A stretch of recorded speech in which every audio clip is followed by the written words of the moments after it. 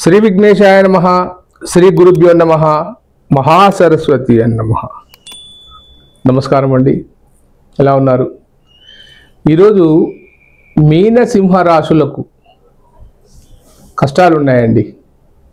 వారికి శని ఇబ్బందికరంగా చేస్తున్నది. ఆ విషయం గురించి మాట్లాడుతున్నాను.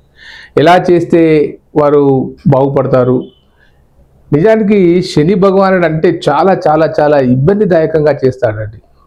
అలాగే అతను మంచిగా ఉన్నప్పుడు అద్భుతాలు చేసి చూపెడతాడు. కానీ ఇప్పుడు మీనరాశికి మాత్రం జన్మలో ఉన్నాడు. జన్మ శని అంటే చాలా చాలా చాలా ఇబ్బందిగా చేస్తాడండి. ఎలాంటి ఇబ్బందులు? వ్యాపారం చేయని వాడిని కూడా వ్యాపారం చేయమని అనిపిస్తాడు.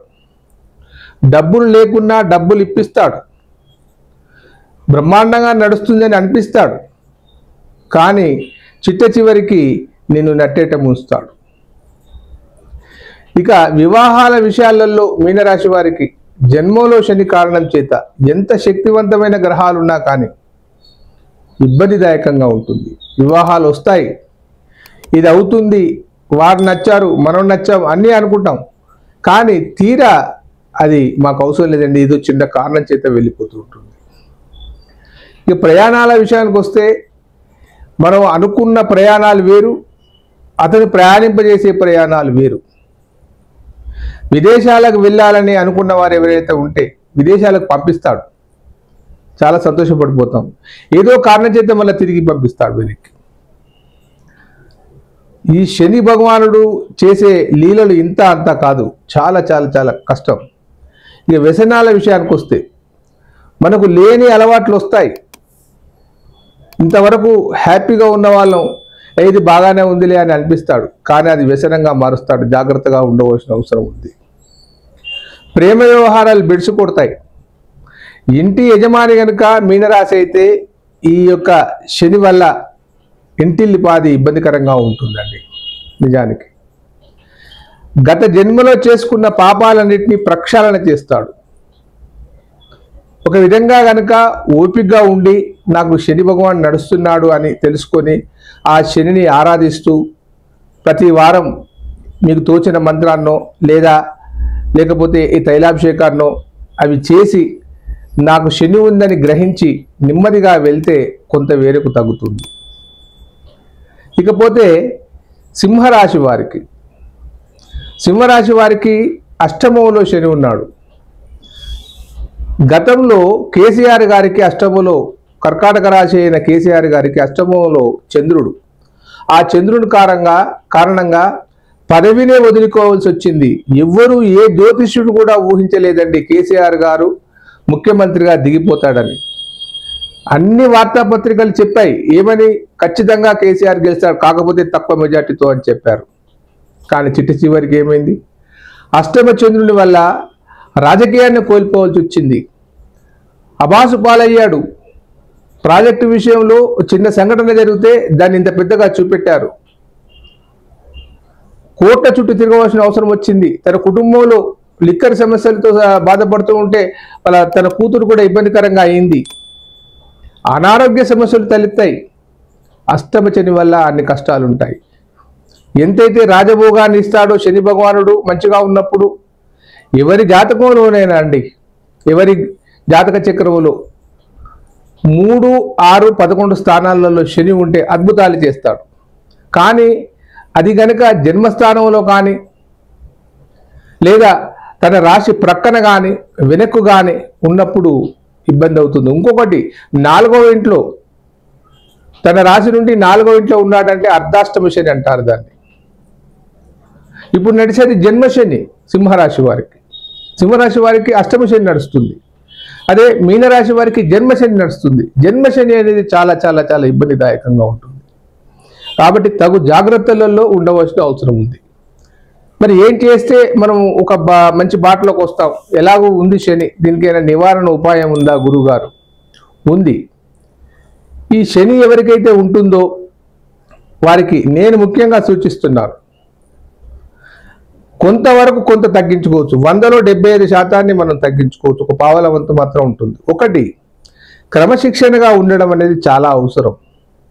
సత్యవాక్కు చేయవలసిన అవసరం ఉంటుంది. ఎంత కష్టమైనా పర్వాలేదండి, మీరు సత్యంగా ఉండండి.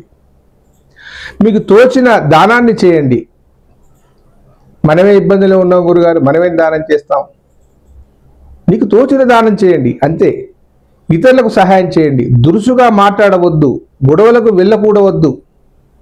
వ్యాపారం చేసేవారు అనిత్యం ప్రతి సోమవారం కానీ మంగళవారం కానీ, మంగళవారం అయినా శనివారం అయినా శనీశ్వరుని తలుచుకొని శని ప్రదక్షిణాలు చేసి శని మంత్రాన్ని కనుక పాటించుకుంటూ ప్రశాంతంగా ఉండే ప్రయత్నం చేస్తేనే నెగ్గుతారు. ఇక చాలా ఇబ్బందిగా ఉంది గురుగారు, అనుభవిస్తున్నాను, చాలా రోజుల నుంచి అనుభవిస్తున్నాను నేను. కుంభరాశిలో ఉన్నప్పుడు కూడా వీరికి శని ఉన్నట్టే. అప్పుడు కూడా శని ప్రారంభ దశలో ఉంది, ఇప్పుడు మధ్య దశలో ఉంది. మధ్య దశలో చాలా ఇబ్బంది చేస్తాడు మీనరాశి వారికి. ఏదైనా శని హోమం కానీ, లేదా అంత ఖర్చు పెట్టుకోలేను గురుగారు ఇంకా ఏదైనా ఉందా అని అంటే ఒక విషయం చెప్తానండి. ఈ శనికి ముఖ్యంగా మన వేదాలలో చెప్పిన విషయం ఏమిటనంటే, ఒక శని యంత్రాన్ని తీసుకోవాలి. అది 5x5 సైజులో ఉంటుంది.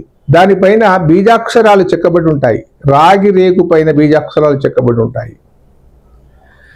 వాటిని మీ గోత్రనామాల పైన దానికి షోడశ ఉపచారాలు చేసి, అంటే సుమారుగా ఒక వారం రోజులు చేస్తారు. దాన్ని ఎలా చేస్తారు? గావ్యాదివాసము, జలాదివాసము, పుష్పాదివాసము, సుగంధాదివాసము, షోడశ ఉపచారాలు. అంటే ఒక బొడ్రాయిని ఎలాగైతే ప్రతిష్ఠింపజేసే ముందు చేస్తారో అలా చేస్తారు. దానికి తర్పణాలు వదిలేసి ఒక కంకరాన్ని చేతికి కట్టింపజేసి ఆ యంత్రాన్ని మీ ఇంట్లో నిలుపుకొని ఒక పళ్ళెంలో బియ్యం పోసేసి, దానిలో బియ్యం కానీ నల్ల నువ్వులు కానీ పోసేసి నల్ల జాకెట్ ముక్క పైన ఈ యంత్రాన్ని ఉంచి ఇచ్చిన కంకణాన్ని కట్టుకొని, మేమిచ్చే మంత్రాన్ని మీరు 19 రోజులు ఉదయం సాయంత్రం దాన్ని స్పష్టంగా చదివి మీ యొక్క ఆపదను తెలియజేసి దాన్ని నీళ్ళల్లో వేయాలి.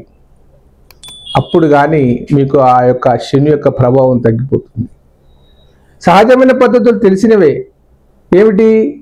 మనకు రుద్రాభిషేకం కానీ లేదా శని తైలాభిషేకం కానీ చేస్తాం. కానీ నేను చెప్పిన విధానం అద్భుతంగా పనిచేస్తుంది. 100% సక్సెస్ఫుల్ అవుతారు. ముఖ్యంగా సింహరాశి వారికి రాజకీయంగా చాలా ఇబ్బందిదాయకంగా ఉండే అవకాశం ఉంది. ప్రమోషన్లు కోరుకునేవారు డిప్రమోషన్ అయిపోతారు. మీ ఉద్యోగంలో సరిగా రాణించలేరు. నేనేదో మిమ్మల్ని భయపెట్టించాలని ఈ మాటలు చెప్పట్లేదు. శని వల్ల మనకు అన్ని కష్టాలు ఉంటాయి. కాబట్టి జాగ్రత్తగా ఉండండి. ఆ సర్వేశ్వరుని ప్రార్థిస్తూ ఉండండి.